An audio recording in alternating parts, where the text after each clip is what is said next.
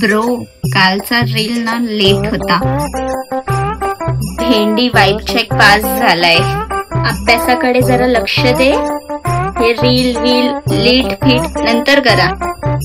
अरे mamma, reel म्हणजे जे शॉर्ट व्हिडिओज बनवतो ना ते, आणि लीट फीट असं काही नसतं. हा, लीट म्हणजे एकदम झक्कास. अगं मराठीत बोला ना. माका ना या पोरांचा काय समजनाच नाही. एक एकदा तर असं वाटतं की पोरा ना खायच्या तरी दुसऱ्या जगातूनच इली असत. भेंडी काका, तुम्ही ना एकदम कूल राहा. एकदम चिल. चिल म्हणजे चिल वॉटर ना. हा थांब, मी तुला घेऊन येते. अगं मम्मा, अगं 10वी पास. चिल म्हणजे चिल वॉटर नाही, चिल म्हणजे रिलॅक्स. समजलं? Tension free. अच्छा, हे 10वी पास का घेऊन येतात मध्ये मध्ये? तेव्हा जाऊन तुझं मेंदू काम करता. ब्रो, ती दीपा किती क्रिंज आहे बे. का, काय झालं? जेव्हा बघो तेव्हा नुसती क्रिंज मीम शेअर करत असते. आणि तिचे stories, oh my God, stories बद्दल तर काही बोलूच नकोस.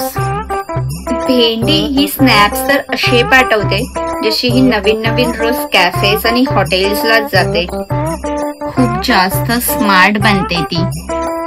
हे बेंचिंग करण्यापेक्षा बिचिंग असतं ते. आणि बिचिंग सारखं तर काय दुसरं असतं तर काय? भेंडी, यू मीन टीचिंग? होय, म्हणजे काय? टू लिव्ह समबडी, जे की धवळे होतच असते आयडिन. अगं 10वी पास असा काय बघतय? माका हे ह्यांचे शब्द सगळे मॉडर्न समजतात.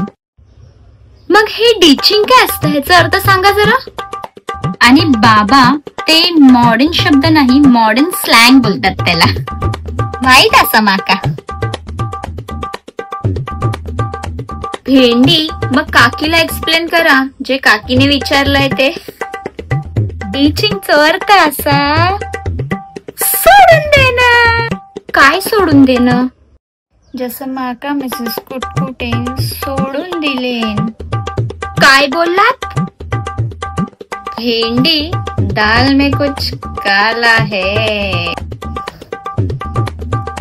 माका मिसेस कुटकुटेंना फोन करूचा सोडून दिलेन ना.